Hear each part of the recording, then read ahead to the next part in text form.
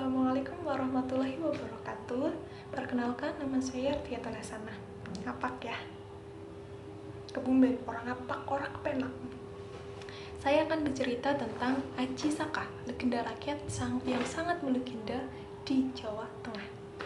Legenda Aji Saka berasal dari Jawa Tengah. Aji Saka merupakan asal-muasal dari Caraka. Aji Saka tinggal di desa Medang Kawit.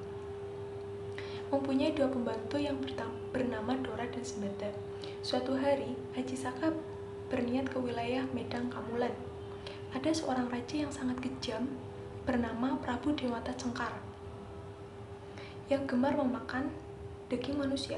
Patih Medang Kamulan yang bernama Jugul Muda sangat sibuk mencari daging manusia untuk dimakan oleh rajanya itu.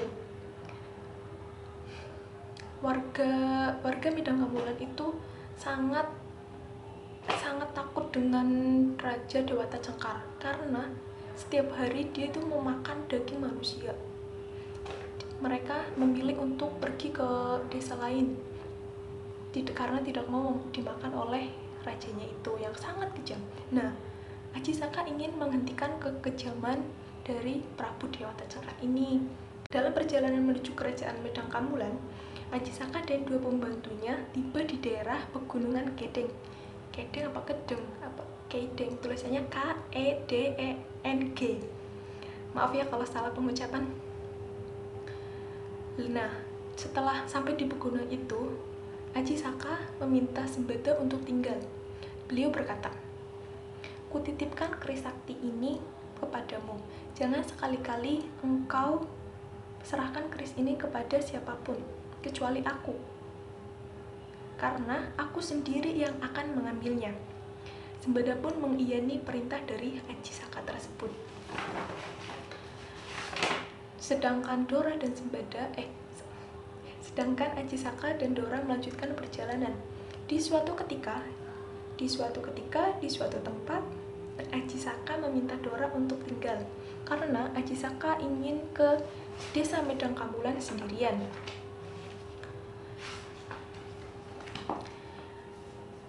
Suatu ketika, Aji Saka bertemu dengan Patih Jugul Muda. Beliau sedang kebingungan karena sudah tidak ada manusia yang di situ karena semua warga desa Medang Kamulan sudah pergi meninggalkan desanya ke tetangga sebelah. Aji Saka pun berkata, "Jika itu yang menjadi kebingunganmu, maka serahkanlah aku kepada rajamu." Sungguh, Jugul Muda sangat kebingungan karena banyak manusia yang takut bertemu dengan Jugul Muda karena akan diserahkan dan dimakan. Sedangkan Aji Saka itu kayak udah aku aja gitu kan, kayak serasa dia itu tidak takut sama raja yang sangat kejam itu. Patih Jugul Muda sangat heran kan.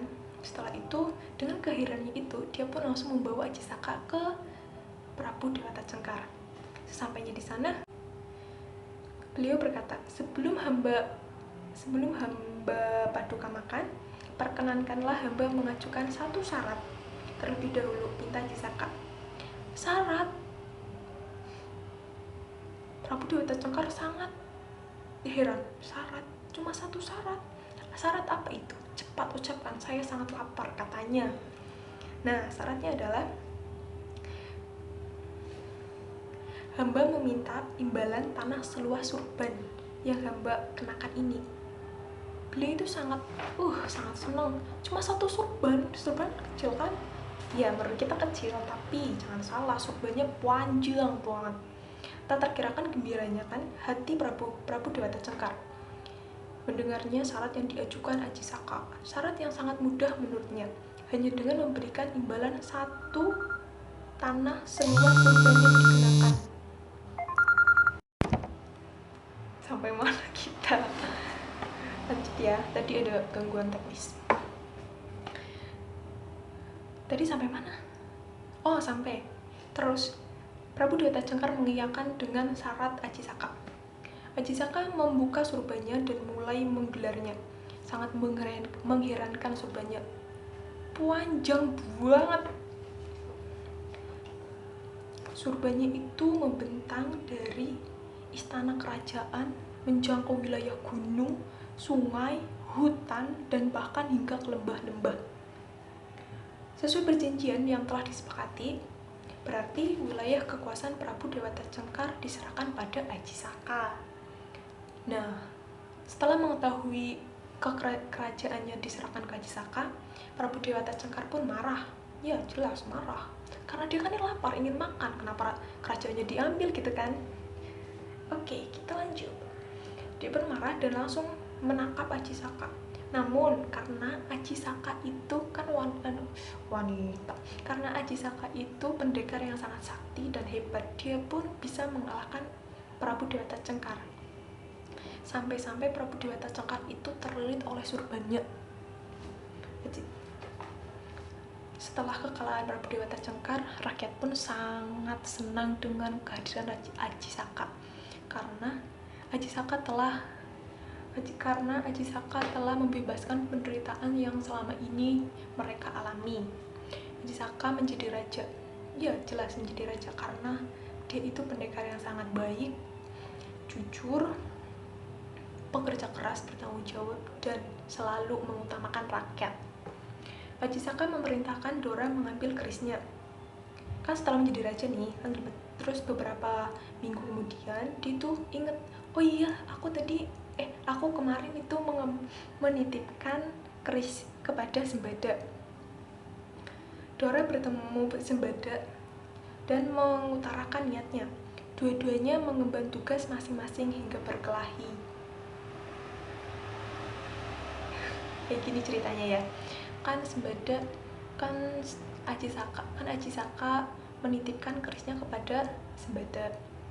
Lah, dia itu berjanji akan mengambilnya sendiri. Tetapi Aji Saka malah memerintahkan Dora untuk mengambilnya.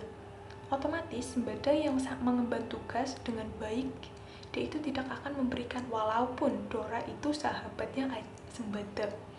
Nah, itu dua-duanya kan sama-sama mengemban tugas dan sama-sama ingin bertanggung jawab dalam tugasnya. Mereka pun sampai berkelahi sampai dua-duanya itu tewas.